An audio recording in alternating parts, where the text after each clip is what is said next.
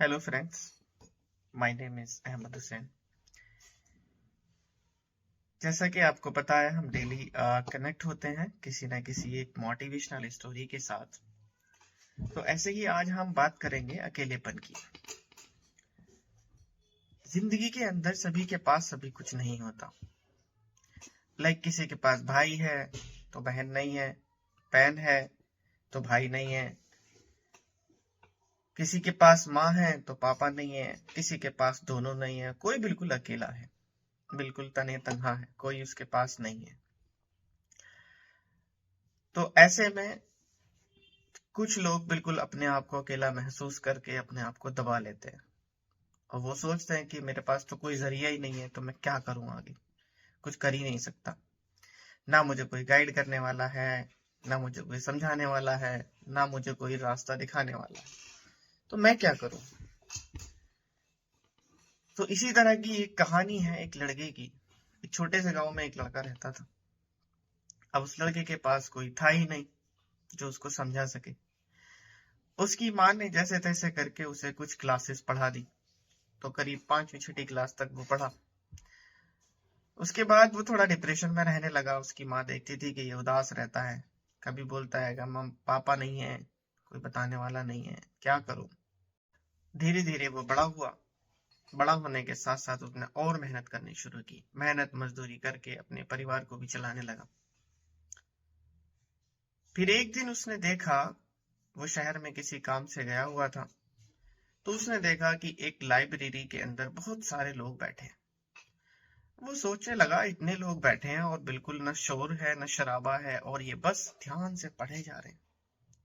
उसे वहां जा करके बहुत ही अच्छा लगा। वो इतना खुश हुआ कि उसने मन बना लिया कि मुझे यहाँ पर रोज आना, कम से कम 4 से 5 घंटे रोज पढ़ाई करनी है। अब वो गया और वहां जाकर रोज जाए और किताब ले और पढ़ना शुरू कर दे। उसने बहुत सारे नोवेल पढ़ डाले, बहुत सारी अच्छी अच्छी किताबें पढ़ डाली। उसका मन इतना लगा कि उसने सोचा कि अब मैं कुछ लिखने का भी ट्राई करता हूँ। उसने कुछ लेख लिखने शुरू किए, कुछ नॉवल पब्लिश भी हो गए, और पब्लिश होने के साथ ये लगा लीजिए उसके नॉवल इतने बिके कि उसका बहुत नाम हो गया। अब उसके अच्छे लोगों के अंदर उठ बैठ जितने भी अच्छे अच्छे राइटर्स थे। लाइब्रेरी के अंदर वक्त बिताने के साथ साथ उसकी नॉलेज भी बढ़ी, उसकी पहचान भी बढ़ी, और उसने जो लिखना स्टार्ट किया, जिसकी वजह से लोग उसे जानने लगे, एक राइटर के नाम से जानने लगे। तो वो लड़का जो बिल्कुल अकेलेपन का शिकार था, आज वो ना ही वो अकेला है, और उसके आसपास इतनी भीड़ रहती है कि वो भी बस सोच करके ये खुश होता है कि काश ये काम मैंने थोड़ा पहले और कर लिया होता। तो मैं ये कहता हूं कि आप अपने आप को कभी भी अकेला महसूस ना करें। अगर आप अकेले हैं तो आप उस अकेलेपन का फायदा उठाएं और अपने अकेलेपन में सोचें कि क्या आप अपने लिए बेहतर कर सकते हैं।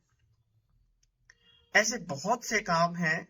और आजकल की दुनिया के अंदर, जैसा कि हम सब लोग मोबाइल यूज कर रहे हैं, तो मोबाइल का यूज करना सिर्फ यूट्यूब और व्हाट्सएप और फेसबुक या इंस्टाग्राम या स्क्रॉलिंग ही नहीं रह गया है। इसके साथ में आप बहुत अच्छी अच्छी चीजें भी देख सकते हैं और खुद कुछ ना कुछ क्रिएटिव कर भी सकते हैं। कुछ ना कुछ बिजनेस ऑनलाइन, बहुत सारी चीजें आप कर सकते हैं। ये नहीं बस आप उसको स्क्रॉल अप डाउन करते रहें और उसके अलावा कुछ ना करें। तो अगर हमारे पास ये चीजें हैं तो इनका सही इस्तेमाल करें। अकेलेपन का इलाज मोबाइल हो सकता है, लेकिन आप बिल्कुल अकेले ही रह जाएंगे अगर आप अपने बारे में या अपनी चीजों को ठीक करने के बारे में नहीं सोचेंगे। यही था आज का सबक। बहुत बहुत शुक्रिया।